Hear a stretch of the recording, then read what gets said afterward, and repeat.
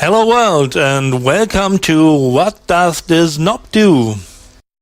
Now it's making huge strides as there are not that many developers with C2L offering oscillators. Episode 8 will be the letters M to N, Episode 9 is completely S, and Episode 10 T to V, which Leonardo will probably be very happy. It will not be long until all oscillators are introduced. The next are the filters. A short note in advance: some modules will look different for you than for me. That's because I've taken the liberty of changing the background of some modules so I can work better with them. However, I usually left the rest of the design. Without the developer's permission, I will not give away these skins. In principle, however, anyone with Inkscape can modify the SVG file. However, I definitely recommend making backups of the originals and the new skins. But now let's talk about oscillators. It starts with Oscar 2 by Chart Desert. Oscar 2 is called Advanced Waveform Oscillator. It offers two oscillators combined with adjustable parameters. It has a single volt per octave input and an output for the resulting waveform. Waveforms can be selected via the shape knob or CV. Sine, triangle, sawtooth and square wave are available.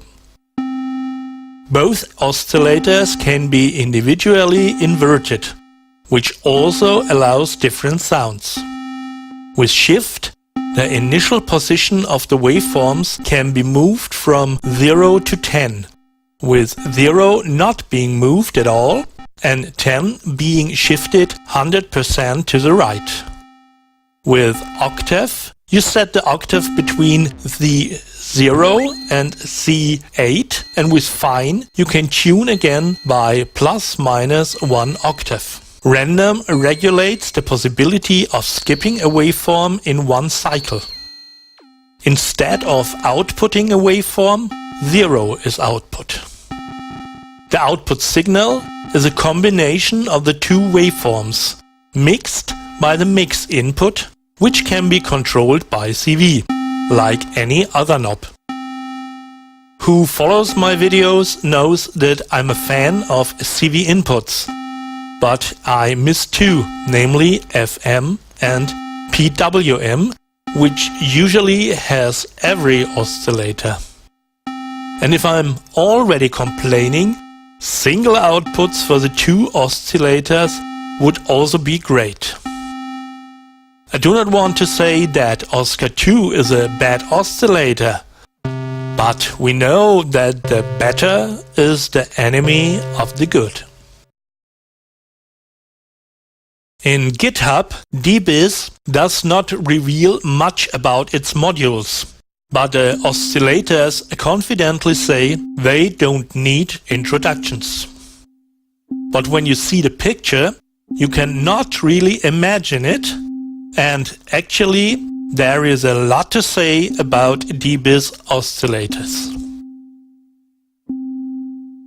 The DAOSC has a few elements of the VCO1 from Fundamental, which I like to take as a reference, but also a few special features. Above all, it consists of two identical, individually controllable oscillators. With course you can tune it in the range of ±4 octaves, and with fine, ±3 semitones. It has three outputs, one for each oscillator, and a total output, although the mixing ratio of the two oscillators cannot be controlled. But otherwise, everything can be adjusted. With contrast, one fades over between sine wave and square wave. If different waveforms are set in both oscillators, sawtooth-like and triangular-like waveforms also appear at the sum output. Further deformation of the waveform by adding and hiding frequencies can be done with dist.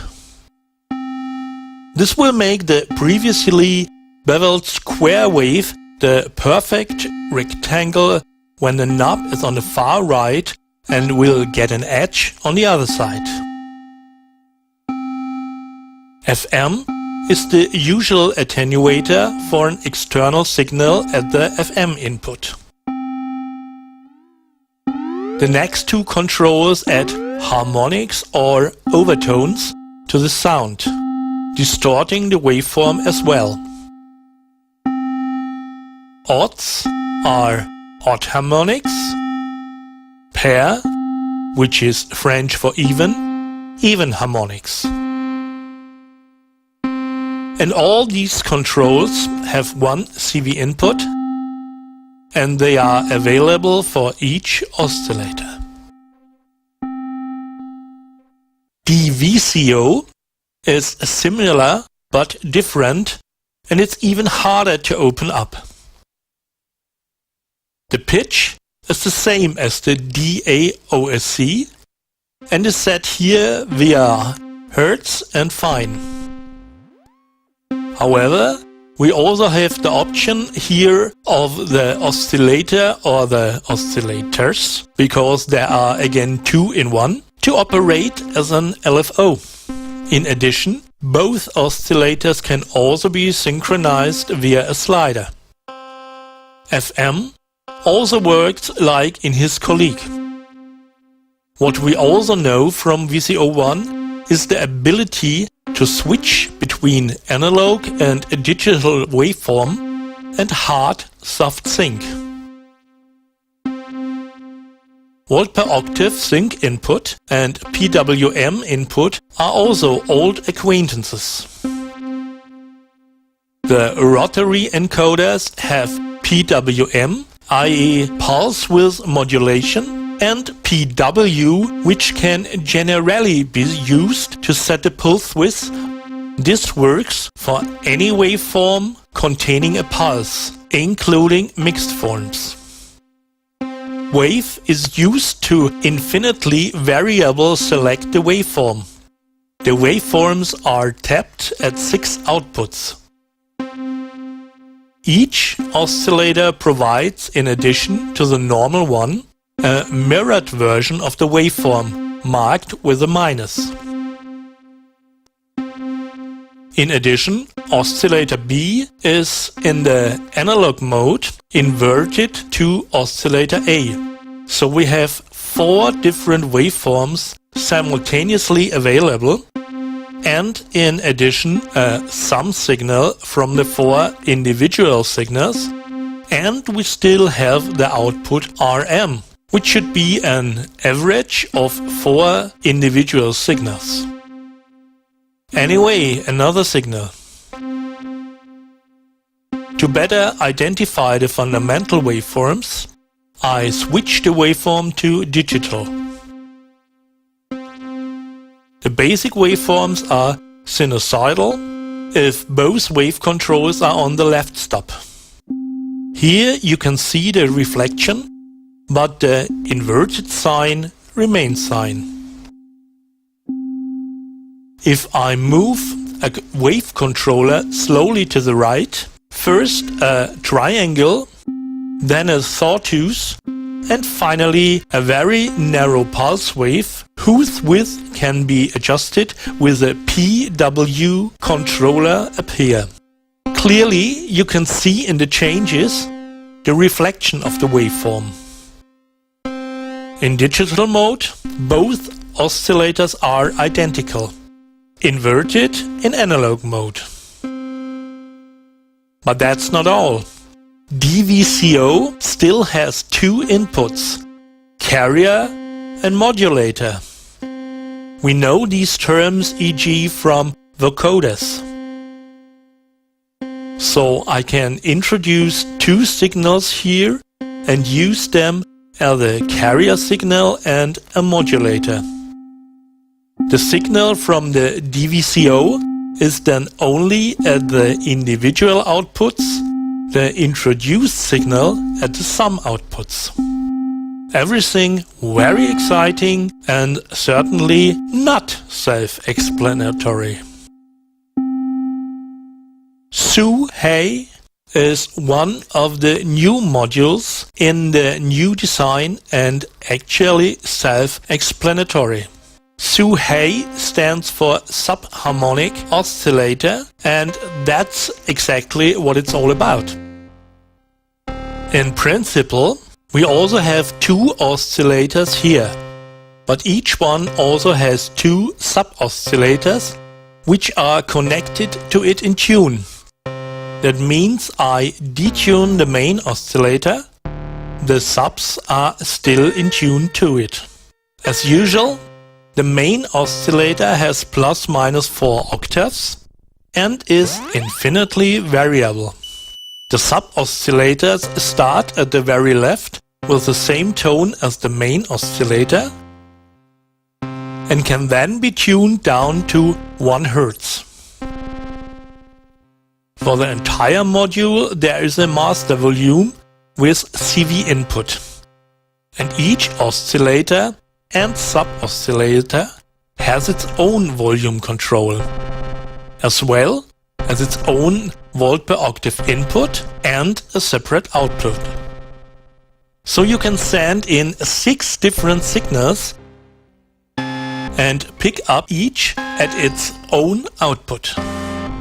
But we can also build a sum signal and thereby create complex waveforms.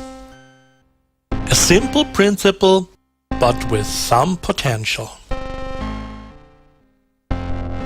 The triple oscillator is exactly what you expect, namely 3 oscillators in one.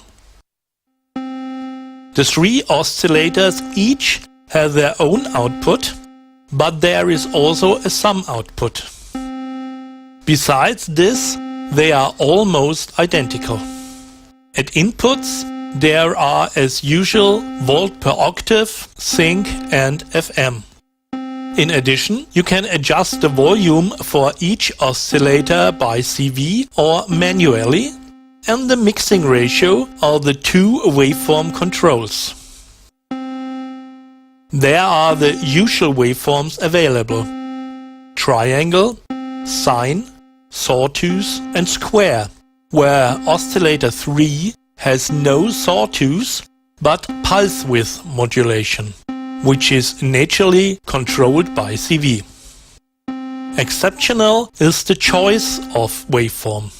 Herefore, there is a slider and, on the other hand, a knob, which can also be controlled by CV. If this knob is on the leftmost, only the left fader is active, and you can choose between triangle and sine. If it is on the far right, only the right fader is active, and thus rectangle and sawtooth. However, since both the faders and the knobs have flowing transitions, almost countless hybrids are possible, and then the automation by CV. One last option is still connected to the 2 small gray switches. Hereby, I choose if each oscillator should receive its own input signal or if all of them are processing the same signal. This option also allows chords. Also a very interesting oscillator. What I really do not like about the DBIS oscillators is their CPU hunger, and Verbo really shoots the bird, as you can see on the red bar. My computer is certainly not the worst, but these modules force him over and over again, and I have to take other oscillators. I would be thrilled if these modules were more economical. But so much only. Besides, we come to Verbo, which is at first glance again something very special. It reminds me of the TWLV of Autodafé SoundMid, which I already introduced. It is about the addition of harmonics, so sine waves with a different frequency, and also here each one can be controlled separately. But that ends the similarity. In principle, Verbo consists of two parts, which is also visually presented.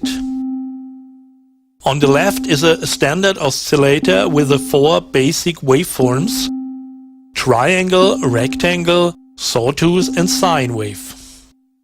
The pitch is adjusted via the large knob with ±4 octaves and with fine in ±3 semitones. FM and pitch can be controlled by CV, and there is a volt per octave input. So nothing special. The sine output is also the output for the sum of the harmonics and thus for the additive part, whereby each partial tone can also be output separately. Between outputs and inputs are sliders with which the amplitude of each partial tone can be determined, or one controls it by CV at the inputs. The blue lights underneath are related to the 5 other knobs. With these we can define harmonics to be emphasized. Center determines the frequency to be emphasized. Width regulates in which range around the frequency the harmonics are emphasized. The two controls on the left and right of it regulate if and how the edge areas are emphasized. And slope, how fluent or choppy the transition between emphasized harmonics and the other ones is. The latter 3 again have CV inputs. In any case, an interesting oscillator, especially if you combine the two parts and form a sum signal from it. If it did not need so much CPU.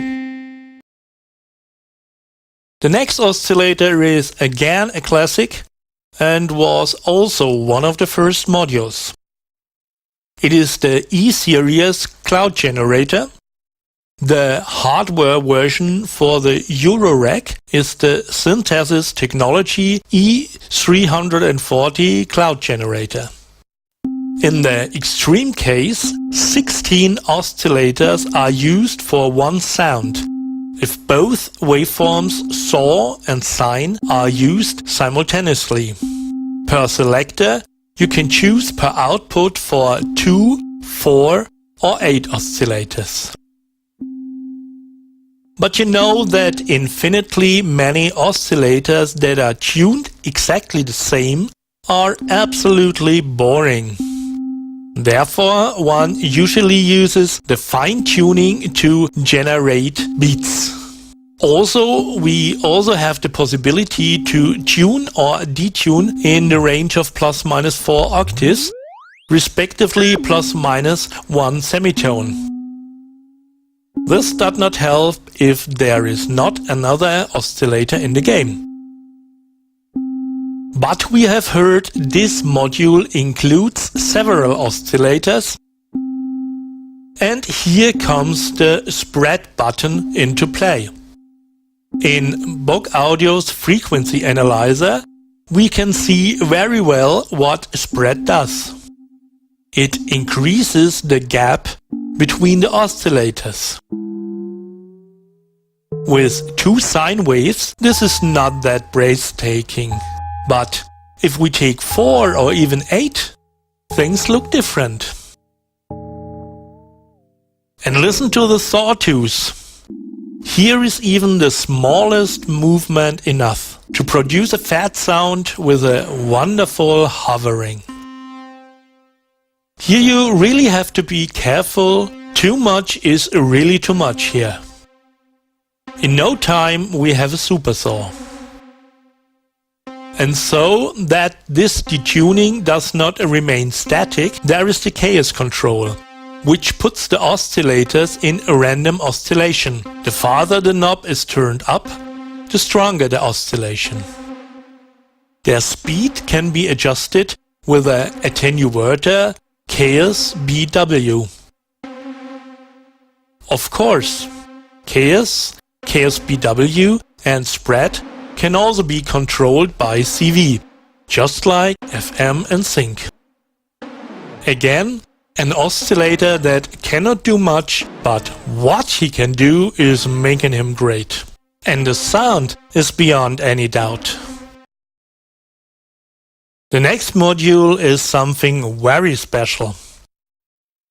Frozen Wasteland's phased locked loop is inspired by Döpfer's A196 module and is also recommended to read the description on Döpfer's website.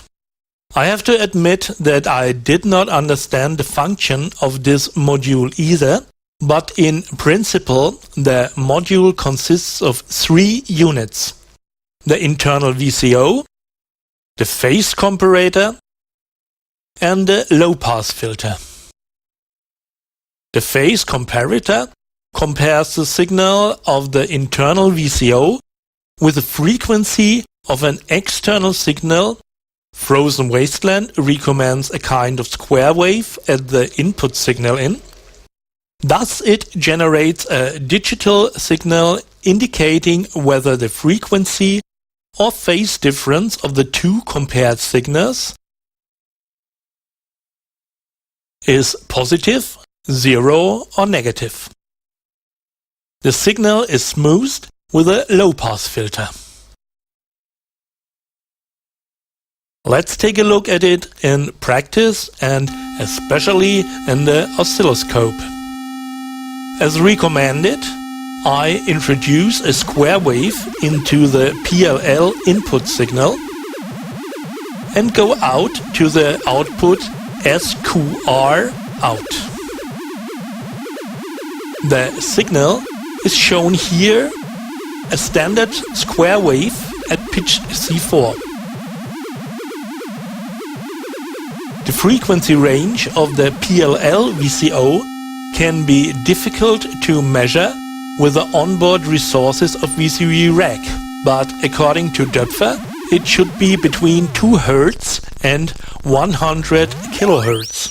Without external signal, we have a simple oscillator with ±4 octaves, which produces only square waves, which can be regulated in the pulse width, and that also by CV.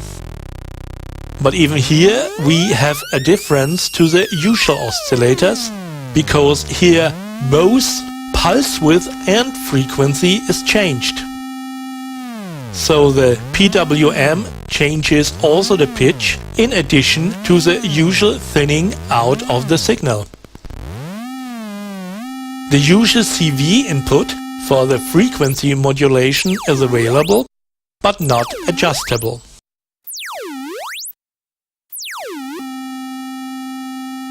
As soon as an external signal is connected to signal in, the phase comparator starts to work.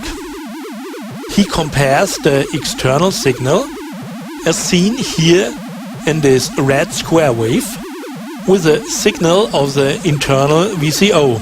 Here this blue one, which is a square wave, which is constantly changing in frequency and pulse width. Because of the pulsing, the difference between the two signals is sometimes positive, sometimes negative, and sometimes 0. The resulting signal is the yellow square wave, which has clear dropouts and also a different frequency, as we also hear very clearly. At the moment the phase comparator is at XOR, either or. So the blue dot that indicates when the two signals are in phase blinks constantly. So there is only a very short phase equality at the moment when the signals overlap. If we switch to flip-flop, the phase comparator once compares the positive range of the signals and once the negative range. As a result, there is a longer phase equality and the signal has less dropouts. A small change in frequency brings the signals almost in line and we get a nearly flawless signal.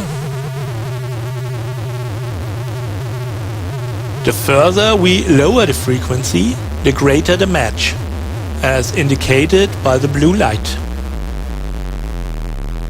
In XOR mode, the coincidence increases with decreasing frequency, but it is still much lower. So you can clearly hear the different frequencies and FM-like sounds arise. The signal at the end of the comparator can be tapped and used further. But it is also internally in the low-pass filter, whose frequency can also be controlled manually by CV. In addition, this also has its own output with which its signal can be used again for the control of other modules. Moving the frequency knob from left to right clearly shows how the output signal increases in motion. In the middle position, one obtains a sine wave at low frequencies at the VCO controller, which fluctuates however strongly. At mid frequencies, the output of the filter is the most chaotic and gets smoother as the frequency gets higher. If the VCO frequency knob is in the middle and I turn the filter frequency knob further to the right, the signal becomes more and more round and shows about 2 o'clock a kind of smoothed sawtooth. Further turn the signal is more chaotic and splits. If the VCO frequency regulator is on the left stop, you can use the frequency control filter to generate all standard waveforms. In conjunction with the PW and PWM controls, it can now also generate typical PWM effects, but also quite crazy versions of it. In the flip-flop mode, the knobs work similarly, but you can tap interesting envelopes on the filter output or interesting triggers and gate effects when the VCO knob is turned off. Instead of the internal VCO, one can also use an external signal, which is introduced at the external input. In principle, the controller works the same, of course, but here it depends very much on which signals are used.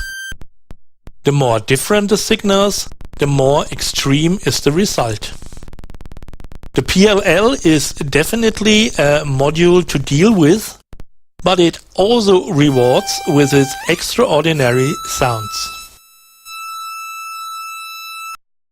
The next two oscillators are often used as a reference or a model for other oscillators. VCO1 and VCO2 from Fundamental. VCV-Rack's proprietary oscillators. But reference also means that other oscillators have to compete with them because standard does not mean bad. I have already mentioned at some reviews which makes this standard. Pitch of ±4 octaves, fine-tuning of ±3 semitone steps. The 4 standard waveforms sine, triangle, sawtooth and square can be used simultaneously. The square wave can be changed in the pulse width, and this can also be controlled by CV, as well as the frequency modulation. There is an input for an external synchronization, and you can switch between hard and soft sync, and you can choose between analog and digital waveform. The VCO2, however, differs in a few things. It has no 4 individual outputs for the waveforms, but only one output, and the waveform can be continuously adjusted or controlled via the wave knob or CV.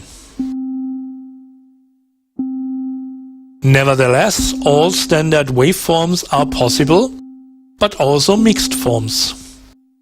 2 good and reliable oscillators, and sometimes it does not need any more. The next 2 oscillators are almost identical to the fundamentals. But, like all Gratrix modules, each output is available 6 times and each input 7 times. So you can save on multi or merge modules. That too can sometimes be useful. And here comes Voldemar. And he is not a noseless black magician, but an interesting oscillator from Lindenberg Research. He calls himself Voltage Controlled Analog Oscillator, and so it is already clear that he has no switch between analog and a digital waveform, and also a sync function we are looking for in vain. Its range goes from C0 to C8, and this is set via the octave control and the coarse button. And the octave controller has a low position, and this allows Voldemar to be used as an LFO. As soon as this mode is activated, a blue light illuminates and an LED display with a current frequency appears. The controller course can be set between 0 and 25,000 Hz. Voldemar has 2 volt per octave inputs whose signals are added. Is only one occupied, of course, we have only one signal. FM and pulse width of the square wave and the triangular wave, and thus, of course, the sum signal can be controlled by CV. The pulse width also manually.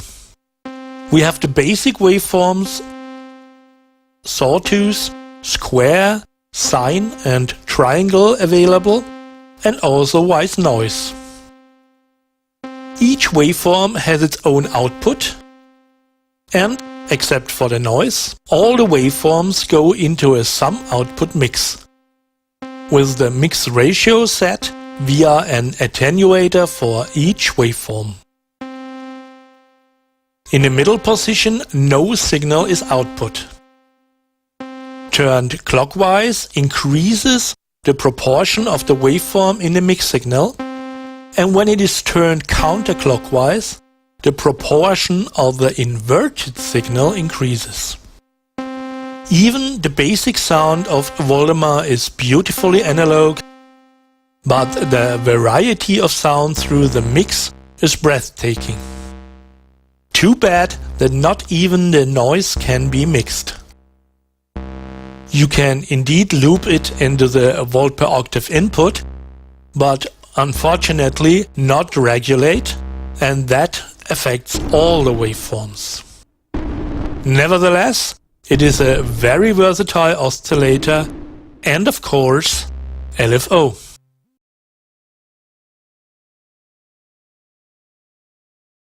Finally, I have now an oscillator of which I do not know what to think of. We are talking about Log Instruments Crystal.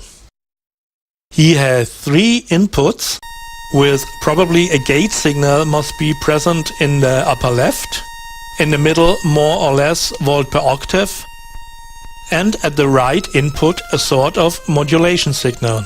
At least I found this out by trying, because the GitHub page of Log Instruments says only easy to break signal generator with unpredictable outcomes. Up to 32 oscillators employing an alias-free signal generation technique. It has 3 input CVs, detune control and laser jam. Explore it and handle with care. Yeah, I can confirm that with the unpredictable results. Detunes up to 32 oscillators, the number of which is set via voices. This can be seen in the laser jam in the number of facets. With full number of voices you can see a diamond, but the result is getting used to. I had difficulty with more than 6 oscillators to produce a melodic sound in the long run. Vol is of course the volume.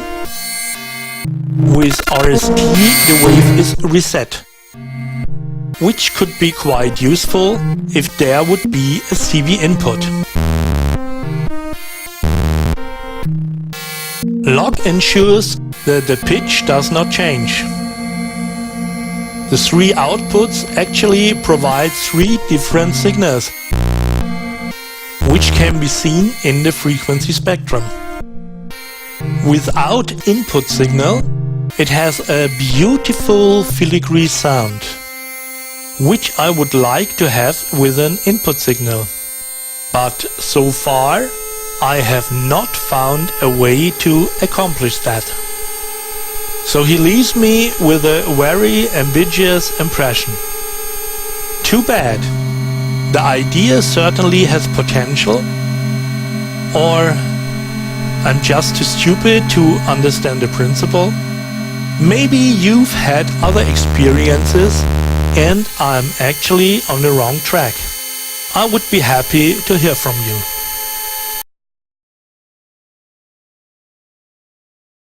And that's how I reached the final word. I think also this time there were exciting modules waiting to be discovered by you. As always, you will find links to the most important web pages and also to the developers of the modules introduced this time. I look forward to your feedback, no matter if wishes, suggestions or criticism. And not to forget, many thanks to Andrew Belt and all the module developers without whom all this would not be possible. That's it from me. Take care. Servus.